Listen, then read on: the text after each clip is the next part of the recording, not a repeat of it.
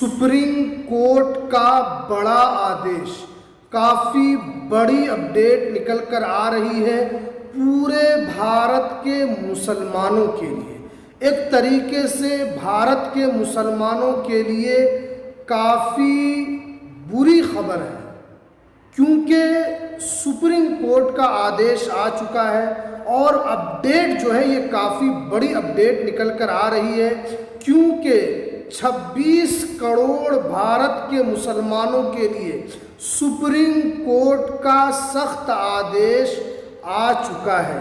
क्या आदेश आया है आज मैं आपको इस वीडियो के अंदर बताऊंगा, तो वीडियो को लास्ट तक ज़रूर देखना है। वीडियो को कहीं पर स्किप बिल्कुल भी नहीं करना है।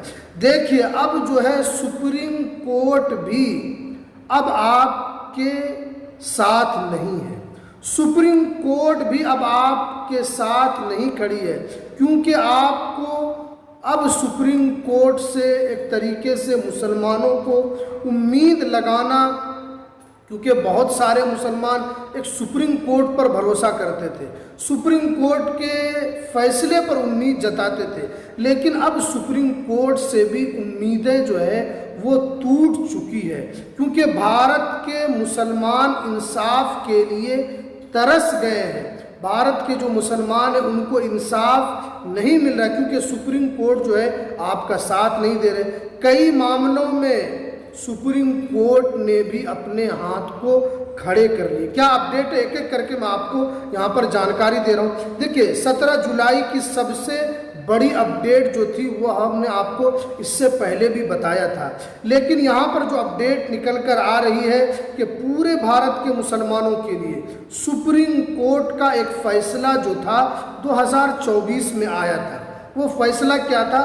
बुलडोजर कार्रवाई पर रोक लगाना, क्योंकि अदालत ने 2024 में जो अपने आदेश के अंदर जो कहा था कि अदालत किसी भी संपत्ति को गिराने से पहले उसकी कानूनी वैधता और कानूनी जानकारी रखना ज़रूरी है।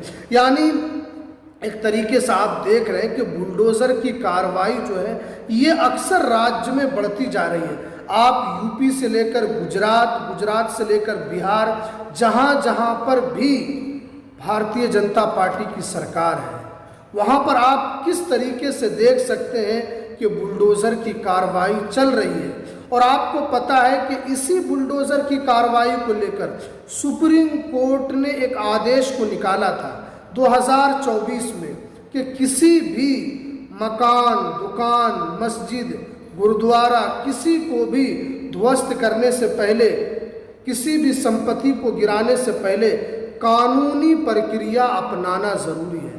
लेकिन आप देख रहे हैं, कानूनी प्रक्रिया तो बाद में अपनाया जाता है, पहले उसे गिरा दिया जाता है। लेकिन अब जो है ये दोबारा मामला सुप्रीम कोर्ट में पहुंच चुका है।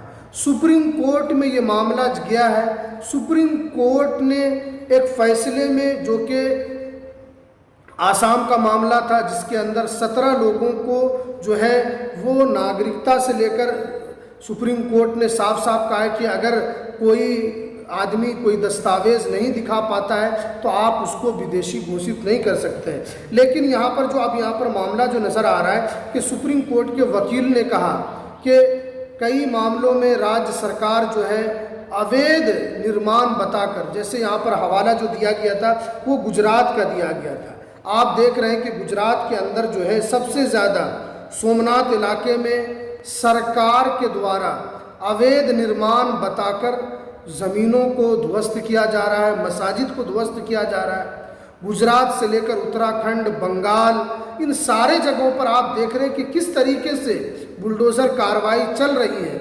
इसी के खिलाफ सुप्रीम कोर्ट के अंदर ये फैसला, और ये सुप्रीम कोर्ट पर वकीलों ने यहाँ पर बहस की, जिस पर वकील ने साफ साफ कहा कि राज्य सरकार जो है सुप्रीम कोर्ट के आदेश की अवहेलना कर रही है, क्योंकि सुप्रीम कोर्ट ने ही 2024 में यह आदेश दिया था कि किसी संपत्ति को गिराने से पहले कानूनी प्रक्रिया अपनाना ज़रूरी है, लेकिन इस पर अपनाया नहीं जा रहा है। ये जो मामला था, ये गुजरात का मामला सुप्रीम कोर्ट के अंदर जो गूंज रहा था, सरकार ने यहाँ पर साफ साफ बताया कि जिस भी जगह को गिराया गया है सोमनाथ इलाके में, उसे अवैध कब्जा बताकर प्रशासन ने इसको हटाया है।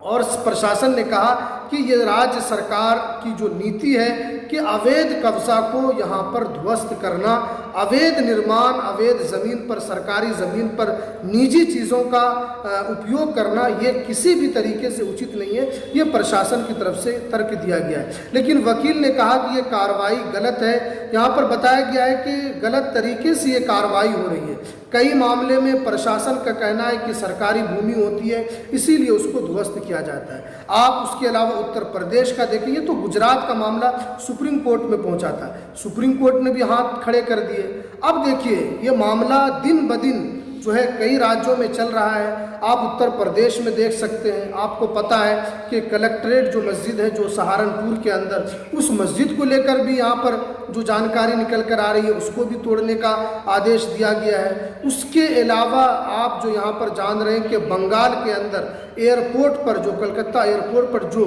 बहुत पुरानी मस्जिद है, जो दर्शकों से वो मस्जिद में लोग नमाज पढ़ते हैं, बंगाल सरकार ने यहाँ पर एक तरीके से सुरक्षा का हवाला देते हुए सरकार ने कहा कि इस मस्जिद को गिराया जाएगा।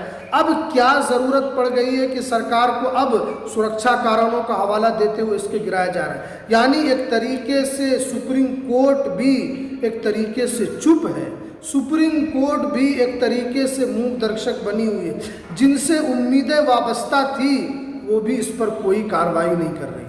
आप देख रहे हैं कि दक्षिण से लेकर पूरब से लेकर पश्चिम तक किस तरीके से बुलडोज़र कार्रवाई से मस्जिदों को, मदारिस को, मकातिब को गिराया जा रहा है। जिसमें यहाँ पर बताया जा रहा है कि अभी एक मामला राजस्थान में भी चल रहा है, जो ऑपरेशन क्लीन के नाम से सीमावर्ती इलाके को यहाँ पर साफ कराया जा रहा है। वहाँ पर सीमावर्ती इलाका जो है, वहाँ पर चाहे मस्जिद हो, मकान हो, सभी को वहाँ पर गिराया जा रहा है कि ऑपरेशन क्लीन का नाम देकर। यानी इस तरीके का जो माहौल पूरा क्रिएट हो रहा है पूरे हिंदुस्तान के अंदर।